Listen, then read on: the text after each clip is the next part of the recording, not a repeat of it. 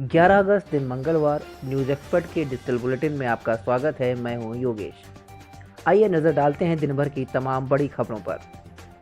Sushant Singh Rajput case में बोली BJP, Sanjay Raut और आदित्य ठाकरे से पूछताछ करे सीबीआई, इनका करवाया जाए नार्को टेस्ट। कांग्रेस में फिर लौट सकते हैं सचिन पायलट, सम्मान के फार्मूले का इंतजार, प्रियंका राहुल से की मुलाकात। छोटे कारोबारियों को मिलेगी राहत, कई चीज़ों के आयात पर लगेगी रोक, गडकरी बोले सरकार ने बनाई है बड़ी योजना। आज श्री कृष्ण जन्माष्टमी पर 27 साल बाद बन रहा महासंयोग, देश भर में सजे मंदिरों में नहीं जुटेगी भीड़। और कोरोना के बढ़ते केस के कारण स्कूलों को खोलने की गाइडलाइन अभी तय नहीं हुई है कोई समय सीमा। अब समाचार विस्तार से। बॉलीवुड एक्टर सुशांत सिंह राजपूत की मौत के मामले में बीजेपी ने फिर शिवसेना पर हमला बोला है।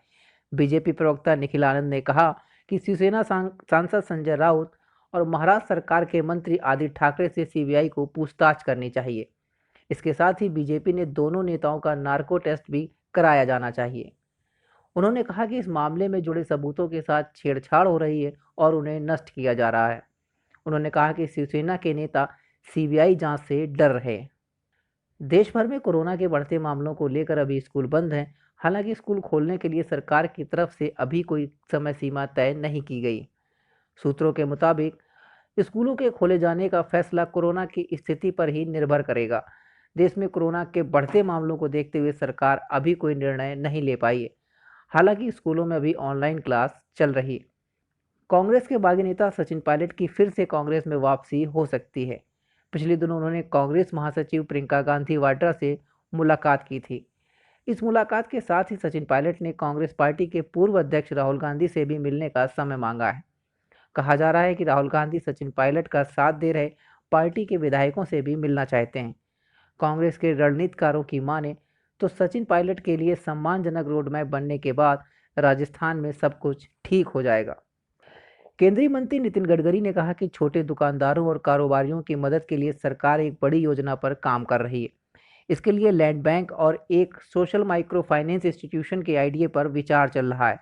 उन्होंने कहा कि इस बात पर विचार करने की ज़रूरत है कि भारत निर्यात करता है और आयात पर निर्भरता कैसे कम होगी। केंद्रीय मंत्री ने कहा कि पूरे ग्लोबल मैन्युफैक्चरिंग का 30% हिस्सा चीन से आता है और चीन के कुल निर्यात में 10 प्रमुख निर्यात कैटेगरी का हिस्सा 70% है। इनमें इलेक्ट्रिकल मशीनरी और उपकरण भी शामिल हैं। उन्होंने कहा कि भारत के सुपर इकोनॉमिक पावर बनने के लिए हमें यह सोचना होगा कि कृषि, agro processing industries, handloom, handicraft और खादी के विलेज इंडस्ट्रीज में हम कैसे निर्यात बढ़ा सकते हैं। इसके लिए सरकार काम कर रही है। आज जन्माष्टमी मौके पर पूरे देश में रौनक देखी जा रही है। हालांकि कोरोना के कारण देश भर के मंदिरों में श्रद्धालुओं की भीड़ नहीं जुटेगी। इस बार श्री कृष्ण जन्माष्टमी पर मंदिरों में कम और घरों में ज़्यादा मनेगी। विद्वानों का कहना है कि इस बार श्री कृष्ण जन्माष्टमी पर विशेष संयोग बन रहा है। 27 साल बाद यह पहला मौका है जब श्री कृष्ण जन्माष्टमी पर बुद्धाष्टमी और सर्वार्ध सिद्ध योग बन रहे हैं। यानी 1993 के बाद यह पहली बार है जब जन्माष्टमी बुधवार को और सर्वार्ध सिद्ध योग में मनाई जाएगी। अभी के लिए फिलहाल इतना ही। कल कुछ नई ताज़ा तरीन खबरों के साथ आएंगे। तब तक के लिए मुझे दीजिए इजाज़त। नमस्कार।